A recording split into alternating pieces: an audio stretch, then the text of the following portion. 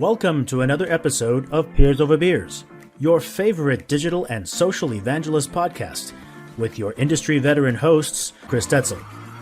This podcast starts now. All right. Well, welcome to another Peers Over Beers. I'm Chris Detzel, and I'm Nicole Saunders. Nicole, you're just a regular now, and I think I've had you on the most this year, and it's been really a delight. So, and I think users are really enjoying it as well. So thanks for coming on again. Yeah, absolutely. I actually had somebody out in the world last week say, "Oh yeah, I've been listening to your podcast," and I was like, "Oh, awesome! That's cool." I was really excited to hear that people do in fact listen to us, Chris. I know, it's kind of funny because people will reach out to me, and now I get sometimes spam stuff. But hey, can I be on your podcast? And they have nothing to do with community management. And I had this one guy that wanted to, and I let him be, and I haven't pushed it out yet. But it was around crypto communities. But really, this guy's a crypto CEO or something. And I was like, interesting. Yeah, and I was like. And I told him, I don't even know what this is. So what does a community really look like in the crypto, because you've seen some of these on, job postings, or, people are looking for community leaders that have all this experience in crypto and all this stuff. And I'm like, how long has this been out? And how do you have so much experience in crypto when it just really came out? Like, how do you even, so anyways, but it's really cool that people are listening to us, and I'm very excited about that. But what I really want to talk about today, well, probably a lot of things, but one is you've been gone from working for a long time now. I mean, you still work at Zendesk, but they let you have a lot of time off, I guess, after you've been there for so long, or how's that been? Yeah. So one of the really cool perks of Zendesk is after 5 years, you get a 6-week sabbatical. Oh. And so I hit my 5-year anniversary in February. You said, I'm out of here. Well, honestly, I wasn't going to take the time right away. But then it just sort of ended up kind of making sense this summer. And, I had always imagined that when I took sabbatical, I'd go travel Japan or backpack around Europe or go to Australia. And it ended up just becoming this is going to be an old fashioned summer break. I'm going to read books and ride my bike and do some writing and eat lots of ice cream and hang out by the lake. Ice cream. Yeah, I have a goal. What's your favorite ice cream? Oh gosh, for years it's been chocolate peanut butter, but this summer I've started to get more of a taste for the vanilla based ice creams. Okay. So there's one at my local ice cream shop that's vanilla ice cream with caramel and peanut butter cups and cookie dough chunks, and I love that one. And I love anything with hot fudge on it, but I like chunks of things in my ice cream. I like to chew on it, I guess. Do you drink any beer or anything? Just, it's a Peers Over Beers. So I don't really... I know. I feel I'm going to admit this to you from 6 episodes in. I don't really drink much these days. I used to be. I don't either. Real beer aficionado. I used to work at the Great American Beer Fest in Colorado and hung out with microbrewers and stuff. The last few years, I've just kind of backed off drinking. So actually, my new favorite is Athletic Brewing Company has a whole series of NA beers that are actually pretty good. Really? I've been enjoying those mostly this summer, to be honest. You said it's local?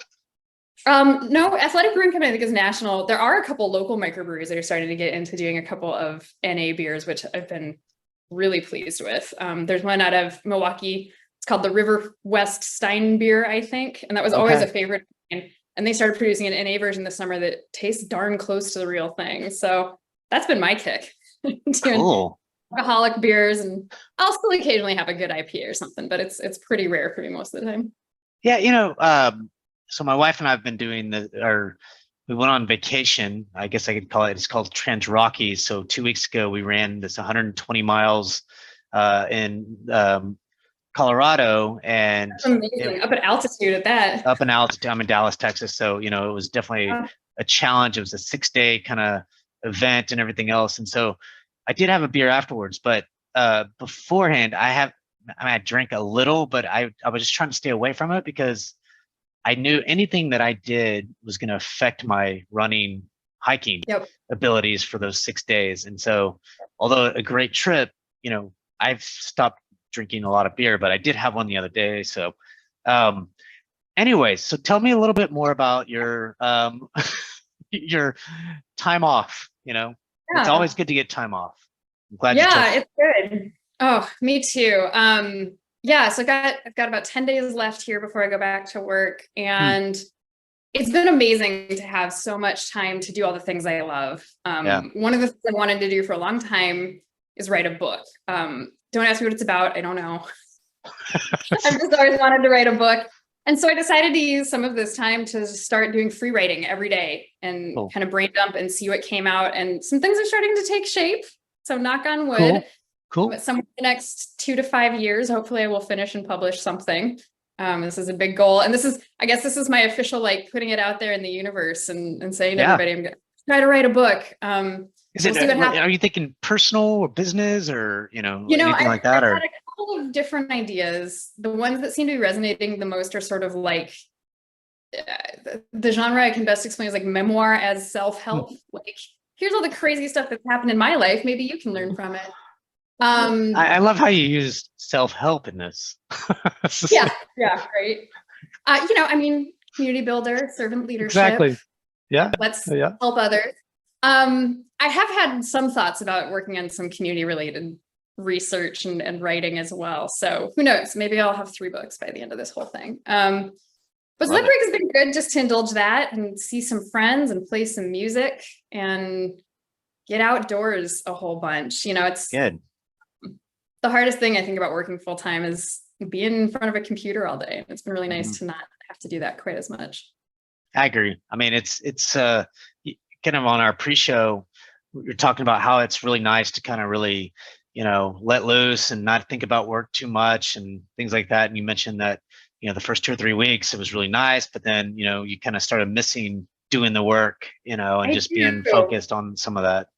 I do. I mean, I miss my team. I work with some really great people, and it feels like friends that I haven't seen for a little too long. I don't know what's going on in their life right now. So I'm excited to catch up with some of those folks. I'm really excited because we actually got approval. We're all going to go to the CMX Summit out in California. It's going to be the first time most of my team members have met in person.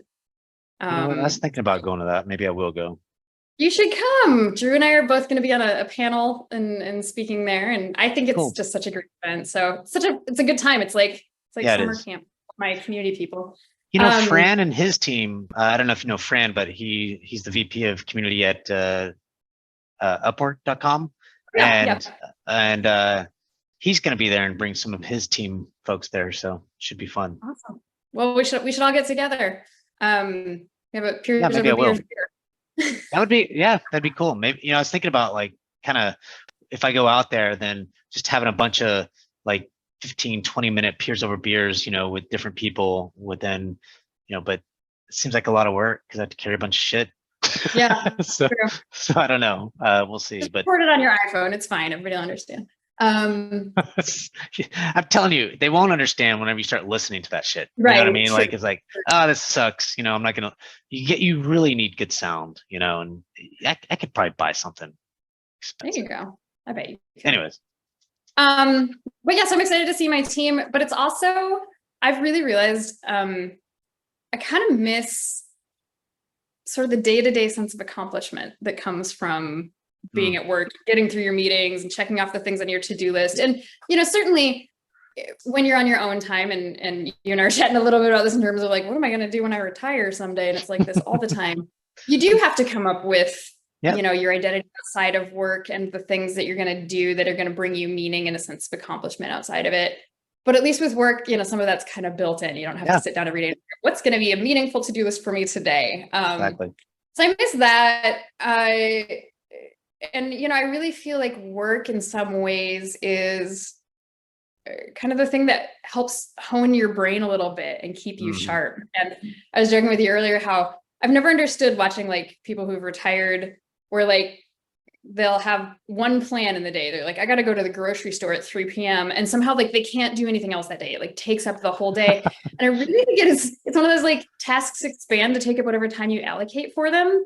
Yeah. And if you don't have the pressure of a work schedule on your time, it's amazing how much just doing little household chores and things like that can expand to take up the whole day. So Well, that's the true. I brain remember, I have to tell tonight. you a little story. So I was, I could sit down at home, right? Like, and think, all right, I want to do the dishes and sweep and mop the floor. And because it needs to be done. I mean, you have to do that anyways, pretty quick. Right. But then, I'll just take a quick nap and then I'll think, okay, I probably should put up these clothes that's right next to my head that my wife, yeah, maybe I'll do that later.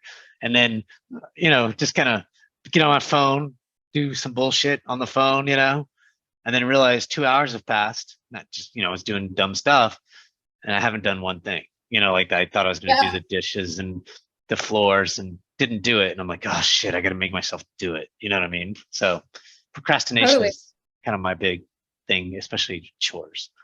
So, sorry.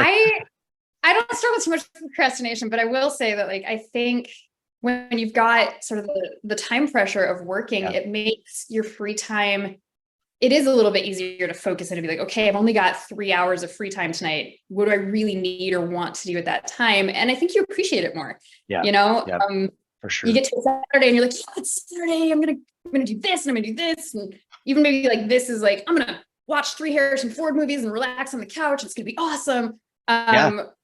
Whereas right now I'm like, yeah, I can do that today or tomorrow, whatever, Tuesday, whatever, and time is starting to melt together. So I'm a little excited to actually kind of get back into it. But I think the biggest thing and what I'm really hoping to return to work with is a new perspective. One, my company is a super cameras on company for Zoom. And being away from my computer a little bit more, I think I'm going to try to adopt a little bit more lax attitude about cameras or hey, let's all turn them on for 5 minutes and wave at each other and then turn it off. Because it's amazing to realize how exhausting it can be to be on those Zoom calls all day, just staring at a screen or a camera lens. But the other thing is I'm really hoping to go back at some of the challenges that we've been working on, especially some of the big meaty ones that take a long time with a little bit of a new perspective. And I think sometimes you can get so close. Do you have something in mind? If not, it's fine. I was just curious. We've had a couple of long-term things. One of our big things is that our community was really started as a support community. And for a couple of years now, we've been really trying to work to not alienate the support side of it, but to try to bring a broader kind of conversation into the community and have it do more than just your technical questions. And that's been a big challenge to solve. And we've been kind of, working with all these different tactics. And it feels like we've been kind of beating our heads against a wall of well, we tried this, and we tried this, and we went back to the first idea. And so I think it'll be helpful to get that break and that separation and then sort of come in with fresh eyes and see if there's maybe some new approaches that we can I love it. And I think that's a big one. And, because I feel like I saw something from Rich Millington the other day that says, it is way easier to start a support community than it is a topical community, or you could see it as it's topical or, thought leadership or whatever. I thought about that for a minute and I thought it really is. I could start a support community in a minute. I'm not saying that there's challenges and it's hard, I'm not saying that there's not, but you think about because people have a question about your product and need help with it, right? And they're willing to ask anywhere and everywhere. Mostly, you still have to do the engagement piece, strategy, tactics. You have to still do all that stuff. But then when you start thinking about, for you guys, it could be support leaders. What's the best practice on creating a support, practice support program, for your customers, and because there's a lot of although that's interesting and you probably find people interested, who's going to talk about it? Who's the key people that, and how do you get it at mass? It's a lot harder to, I'm trying to do some of that too as well. And I just think, wow, I can't get people to fucking talk about this stuff, it's really hard to find speakers that have built an MDM practice from ground up, or how do they think about data governance and what does a successful data governance practice look like? Or I don't know, because those are a lot harder, those are all, well, it's different in every organization. It is, but you can take some of those things. And so I love that you're thinking about that, and we should probably talk more about that later. Yeah. I mean, I don't know. That's an interesting point. And we hadn't talked about this in the pre-show, but I'm willing to go down this rabbit hole for a minute. Okay. thinking about that difference of like a support community versus like a community of practice. And, one, I think it's really hard to take an existing community and pivot it into something else, right? Yeah. You keep what you have probably, right? Yeah, but I think it's like, you really kind of have to relaunch it, right? You need to have a clear moment of what this was is kind of shuttered, if you will. And here's what it's going to be going forward. And there needs to be a pivot point. We've really been trying to sort of like incrementally take those steps. Yeah. And it's hard just because you've got so much momentum built up behind one way of engaging. I also think that like with support communities, they're a little easier because they're transactional. Somebody has a question and somebody else can go in and be like, oh, here is the answer. Yeah. And then you're done. And that's pretty simple and easy. Whereas when you get into community practice, you talk about those best practices, you're asking people to take a lot more time to answer something, right? Instead of you just thoughtful, right? Code. Yeah, they have to think about it. And two, it's more of an open-ended question, right? We all know from doing surveys and things, if you ask a yes or no question, somebody will, click the yes or no button. But if you leave a space and say, please tell me about your experience with this, most people won't fill that in. And a community practice, that's kind of the difference, is you're looking for more of these long form ongoing conversations. And so I think it is a real challenge, but it is also where a lot of the meat is. And I think that there's a lot of stuff that lands in the middle, like the example with support practitioners. It's one thing to say, hey, how do I set up this automation? Yeah. It's another thing to say, hey, what are best practices for running a support organization? But in the middle is where there's some really interesting things of like, what are some recommended workflows for setting this up? Or what are some ways that other people have done things? And that's where we find the greatest insights and where people get really excited, is when somebody's willing to go a step beyond the how-to, but they don't have to get into writing a white paper, right? So I think one is you've got to think about, and that we can continue down this rabbit hole because I think it's a good one, is you got to understand what are the business goals and what are you trying to accomplish at the end of the day, right? So when I think of those type of communities that you're topical and or thought leadership's so high level, but it's sort of kind of along that lines, or the practice of support or whatever you're trying to do. What are you going to try to accomplish? What we do know though is that Zendesk technology or Reltio technology only relates to those people that have that technology, right? How to do this thing. So you're probably not going to hit a lot of prospects. I mean, you'll hit some because they might be evaluating your product and that kind of stuff. So it's not like, those support communities don't help with some of that, but it's a lot less, right? So, in my mind, a support community kind of looks at upsell, cross-sell, potential, new features come out, adoption, et cetera, obviously support deflection. So that's kind of what, to me, a support community does. But when you start looking at some of those other communities like you're talking about, and like I would like to also do, is then you start kind of getting the realm of, hey, you can find more VPs of support, right? Like, and more leaders of support, directors and things like that, when you start talking about the practice of support programs. And and then there's all this meat from bottoms to top and to the middle that you can kind of think about. And so, lead generation, great blog potential stuff, topics, and then you start kind of thinking about, that's what I think about when I think of those types of things. And some of the business outcomes goals are more referenceable customers, more leads coming in, all that kind of juicy stuff that marketing loves, but that the organization loves, because at the end of the day, we need new business. But we also kind of have to think about I don't know that we leave kind of that support piece either. I don't know. I mean, it's a lot to think about, and a lot of, what I would just say is, for the audience, is just make sure you know what you're trying to accomplish and what are those business outcomes that, that you're trying to get at the end of the day, right? Well, and moreover, I think it's making sure that you know what your audience needs. Yeah. I've said this so many times, but I think the mistake that a lot of organizations make when they launch their communities is they think about what they want the community to do for the business. Yeah. But if that's not aligned to what the people that they're trying to engage actually need or want, it's never going to take off. Well, I think that as a community leader, you have to say that. I think they think about that.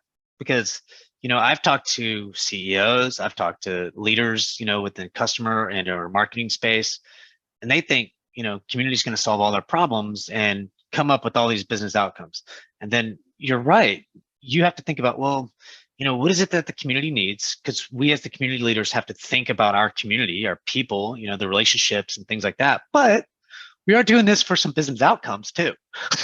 You know what I mean? Like, right.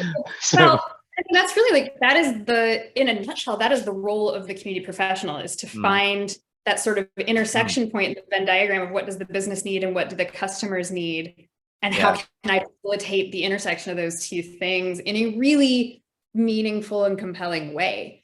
And I think it's where, kind of going back to that original point about how support communities are so much easier. It's like, because every business is going to have customers who have questions about how to use their product or service or tool. And so, you look for a need the company has is for people to be able to use it, their product or service. A need that the customer has is help on being able to use it effectively. Boom. There's an opportunity for community. And I think what we're seeing is as communities mature, it's that question of like, okay, how can you go beyond that instructional piece, and how can you start to help your customers with more than just your service or product, but really the whole field of what they're doing it for. And it's been interesting trying to like, by the way, support's not going away, right? Support is not going away. And in fact, I would argue that if you try to launch a community that's not focused on support, you're still going to get technical questions, and you're going to need to know how you're going to deal with it when you get those support questions in your community. For sure. But I can definitely see why, we've talked in the past about how there's so much content and training and education for community managers on how to launch your community, how to set up your strategy, how to do basics. And there's not as much about how to pivot it. And I think one of the reasons is the real answer is that it's very hard to pivot or shift a mature community. And the best way to do it is sort of to relaunch it and to apply a lot of that original strategy, or, ideally just do it right the first time and make sure you've got it in place. Well, you also, you guys started 5, 6, whatever years ago, or maybe longer. 15. Oh, okay. This is our 15-year anniversary, Chris. Craziness. Okay. So you started 5, 6, 7, whatever years ago, at Zendesk, but so almost 10 years old when I came in. So that's part of what I've been working with. Yeah, and that is a challenge in itself. It's probably a good conversation to have is, how do you kind of walk into somebody else's kind of strategies and ideas and thoughts, let's say it's the mess, but it is, you've got to untangle a lot of things that you just don't know, Well, and I'll tell you, like, when I walked into Zendesk, there just wasn't a lot of strategy. It was sort of a community that had launched and was trucking along, but there wasn't any one person that was centrally in charge of the oversight or the management of all of it. It had been a very collaborative effort, which is beautiful from a community perspective. But at a certain point of scaling, you're running a community by committee or with handoffs between different teams, and it gets a little messy. And so that's where we've been that was kind of our starting point when I joined the company. When you say restart a community, a lot of things go through my head. So, and I've never restarted a community, especially like that. And so how do you, what do you do with the already support stuff that you have, right? And, or do you just kind of start a community for practitioners of, support, for example, and just kind of keep this other community going, because it is very important, probably a lot of business value, I would assume, but, there's some need for this thing. Is it like, I don't know, what do? You start a Slack group and just, because Slack I love Slack, but not really the best way to start a community, in my opinion, maybe with 5, 10 people, to kind of say, hey, this is what we're doing or whatever. But well, on the Slack note, I think Slack is really great to sort of augment or create sub communities. Like, we've had a lot of luck with it, where like we took our super members in the community who we've designated as our community moderators, and we created a Slack space for them. I like that. That's a good idea. That has created a really tight, really awesome community amongst that small group. But Slack doesn't scale, right? We can't put 20,000 people in a Slack instance of the community. It's not going to work. So I think Slack has a really good role in a community ecosystem, especially given that most of the community platforms out there these days don't offer like chat rooms or DMs or something like that. So Slack sort of augments that real-time engagement piece. as far as relaunching, we haven't done it yet. We've been kind of working on this sort of slow pivot. And as I've thought about this over the years, I think some of it has to do with like a redesign, right? You need some kind of visual cue that this is a different space. Yeah. I think that you don't want to lose all the support stuff that exists in the community. And so, if we were to take this route at Zendesk, and I can't tell you what the next 6 or 8 months will bring at this point, but if we were to take this route, or if I was to do this really for any organization, I would really look at how can you integrate all of the support stuff as a part of the community, but have a bunch of the other stuff sort of built out around it. And so it's clear I believe that there'll be repercussions if you got rid of the support stuff. When I think of case deflection, some other things, Google kind of, I actually have a story about this, Chris. So we did a big sort of relaunch of all of Zendesk systems over the last couple of years. Okay. We'd been working out of one Zendesk instance since the beginning of time with the company, and it was clear that it was time to move into some of like the new, what do I want to say? Basically just sort of start over, right? There's a lot of like stuff that was gathering up. And so we didn't significantly change what it looked like on the outside, but we did actually migrate everything over to a new instance of our stuff. And in the process, there was a big debate about how much should we archive, right? How much of what exists in our knowledge base and in our community is out of date, is irrelevant, is clogging up search results because... Fair enough. Definitely need to get rid of some of that shit, probably. And so we actually got fairly aggressive with it. And we archived a lot of stuff. So we kept everything that's been new in the past, I think, couple of years. And then we highlighted about 2,500 posts and conversations that had high page views, or we actually let some of our community members vote and say, hey, is there a post that if it disappeared, you would be sad about it? Tell us, and we'll keep that one. Which is a great way to engage the community around this whole exercise. Right.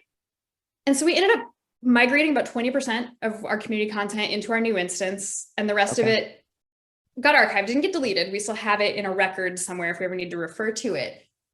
And in some ways it did what it meant to do, right? It cleaned up a lot of stuff. It made a lot of the posts more current, but a couple of repercussions. One, a lot of links got broken because there are things that point to the old posts. Now, maybe that's okay because the old post it pointed to was no longer current.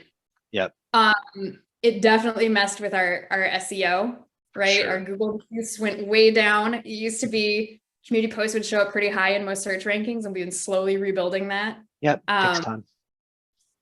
And despite being so thoughtful about what we took with us, and gosh, I got to give credit to Brett Bowser and Dave Dyson on my team. They spent hundreds of hours reading every single post in our community and looking at stats and figuring out which ones we should move and which ones we shouldn't, and interviewing community members and doing surveys to find out. And there were still things that 6 months later, people are like, how have archived this one? Where did it go? So even after being so thoughtful and putting in all of that amazing effort, there's still stuff. And so I think it is something to really think about. If you ever relaunch or migrate, you have to be really careful with what you do and don't take, and how you structure it, and what you do with it. I don't necessarily regret that they archived, but I've learned a lot of lessons from the whole experience. No, it's fascinating. I mean, maybe it was better, in the long run for the community to kind of be, taking out some of that stuff. But, again, there are repercussions in the short term, and, I think that you just have to have a good content strategy afterwards, right? To kind of think about, well, what new content are we going to push out, and what are we doing to kind of make up for that, especially when you think of the Google stuff, because that's such a great call out, Chris. You're so right that the next step isn't just like, okay, now we're just going to wait for the community to repopulate itself, but how are we going to rebuild some of these things? And one of the things that we did do is we took a few hundred posts that we thought were really good, but that were out of date. And we reached out to those members and said, hey, would you want to repost this with some updates? Or we rewrote a lot of content and republished it as well. But I think rewriting it and republishing it starts the clock all over again, right? So, it's like, it's fine that you do that. It's not great with Google, it's good and bad. But it's really good with the longevity. It's good with Google later. It is. The other thing is, you got me kind of thinking about this new way of kind of thinking about community from a thought leadership, whatever we call it, topical, I don't know, but is that I think you're also going to have to think about a content strategy around, those kinds of topics. So maybe, and what I've been doing even as of recent, because I've been thinking about the same thing, is I'm not going to relaunch it just because it's just me, and we'll talk about this in a minute. I just hired somebody, but it's, yeah, I definitely want to dig into that. yeah, but it's you really kind of have to start thinking about a strategy around content, and what is it that what is it that you want to think about, what is it that you want to cover, how can Zendesk help within that thought leadership piece, right? Because that's probably where you're gonna have to kick it off in the first place, and then have programs, like I'm a big fan of creating a program that allows me to do multiple things, like webinar programs, et cetera, so I can write content, Q&A, et cetera. And so what I've started to do is kind of look at, let's say Reltio. And so instead of thinking about Reltio specifically, but I'm thinking about a master data management as a practice. And so how do people start that? What does that look like? And where do you begin? Yes, technology is a piece of master data management, but you have to get buy-in. It's costly. It's those kinds of things. And so I've started kind of slowly but surely pushing out content in that way. And then, I'll have some videos, but then I'm getting some blogs written, and then I've started having kind of Q&As, with Reltians around, let's say, data quality. And instead of saying data quality as a product, although we have that, what does data quality mean, and how is the quality of data important, and why is it important, and those kinds of things, and maybe doing Q&As with an expert around that without talking about Reltio, right? And so kind of getting the appetite of your members. You already have a community, so why not push it out to them as well to see if they're interested and who is interested. Then when you start finding those people of interest, yeah, you can relaunch and do all that stuff. Because I absolutely agree that there's going to be some UI design stuff that you're going to want to do, but start kind of figuring out who those people are outside of your organization, in addition to your organization, so you can both kind of and there's maybe even partners that you can kind of partner with. Like for us, it could be a Deloitte or Accenture, or I don't know, whatever, that think of these things all day, every day, that talk to these kind of people all day, every day, and are thought leaders in that you can just bring in. You know what I mean? Well, I love how you're thinking about that, Chris. And, it's part of it is trusting your community members to be smart enough to realize, like, okay, well, here's a brand that makes data management software. And I'm learning all sorts of cool things about data management, and I can connect the dots that, oh, hey, maybe I should look into their software. And I think that's really where you get that difference between communities that are overly markety and don't really take off with people, is when you're sort of like pushing that connection, or like only talking about your product, versus recognizing like really what my community members need is like help with their job, be better at what they're doing, help in their career or in their Why do you think field. we're having this peers over beers? Because we're trying to help people with their job at the end of the day. These are best practices, and how we think. It's getting our thought leadership out there. Yeah, we're trying to help other community professionals understand. Now, neither one of us is trying to sell a community platform ourselves either. But if one of us were, that would be, this would still be the way to go about it. This would still be the conversation I'd be having. It would be just about the tool, be about the whole field. I don't have enough to say. Like, I use a company called HireLogic for my platform. They're great, overall, but I don't have enough to say to speak about it every single time I get on a Peers Over Beers. You know what I mean? Like, there's probably several conversations we can have about platforms and what they do, et cetera. But, if that's all I talked about, it would be so boring. You know what I mean? I think it would. Well, and we don't even have to like plug those things. You can just have those conversations that are relevant to people, because that's the thing is, I think about this every time I talk to somebody about starting a community. We all have so many social media accounts, and we get text messages, and we give our Slacks. I don't know about you. I'm regularly logged into 9 different Slack workspaces. I've got like 5, Just my email can get overwhelming sometimes. So what the heck is going to be compelling enough about another online community for me to go create a profile and log in and participate on a regular basis? And the only way it's going to be something that I'm really going to engage with at that level is if it's something that solves a problem that I have or serves a need that I have on a regular basis. Do you know any communities that are doing, stuff like that, like, kind of that thought leadership, or, would you say there's one or two that you really like that do that? Well, I mean, I spend most of my time in community manager communities, right? Yeah. Like I spend a lot of time in the CMX community. Mm-hmm. I would say that's probably the biggest one. And CMX is part of Bevy. Yeah.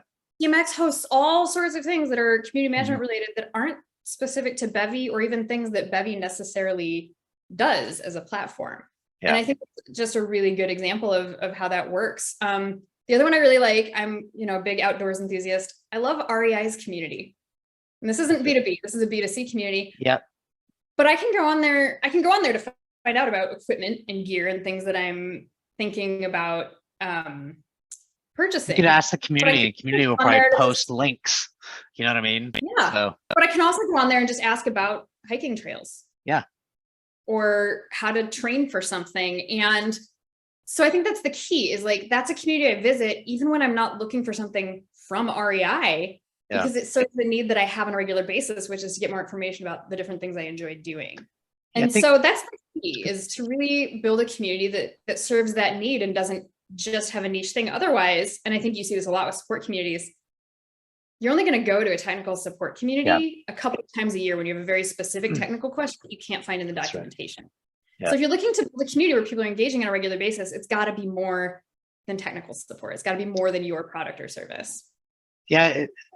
Again, I think there's reasons to have technical communities. So, and they solve some big problems. 100%. For sure. They're super valuable. Like, don't get wrong there. But I think if you want your community to do more than just answer a couple questions here and there, it's really hard, especially from a B2B standpoint. Like, and if you have big time professionals, like, you have to give them something that they want to want to come back. So when I think of, a senior VP or VP of something, right?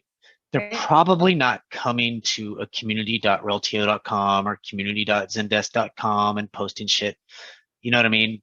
What they might be interested in is to listen to a podcast around how others are doing these certain things, or, a video, or maybe it's a webinar or something like that, right? Or connecting to others in a way. And so depending on your audience, if it's the leadership thing, you need something like I don't want to call it an advisory board, but something that allows them to connect, with other leaders in the space that is a little bit more hands-on rather than just an online community. So you have to think of communities, in my opinion, in different ways, right? So those people that care about those technical questions are probably the people using your product on a daily basis, all day, every day.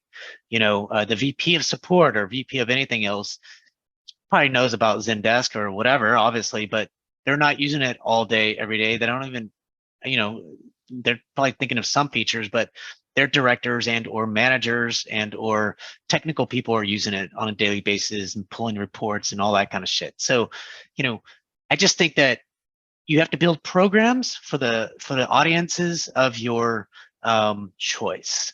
And when you do that, then, they engage in the way they want, and you're creating ways for them to engage the way they want. You know what I mean? That's my thought on communities around kind of higher level type stuff. There's a lot of different ways to do it, right? And I don't know that an online community is the way to do it for executives or higher level people. 100%. And that's the thing, is I think the other thing is, oftentimes when we talk about community, people are thinking really narrowly about like an online community or a social media community. Exactly. But you can have different community products, as it were, for different segments of your audience. And what kind of product is going to sell to a developer is a different product than is going to sell to a VP. Exactly. And so you do have to have different programs and different kinds of offerings that are all part of your community program. And I think it's one of the places where in the community industry that things started to get really blurry. That's true. Right? Between what's a community thing and what's a marketing thing and what's a customer success thing.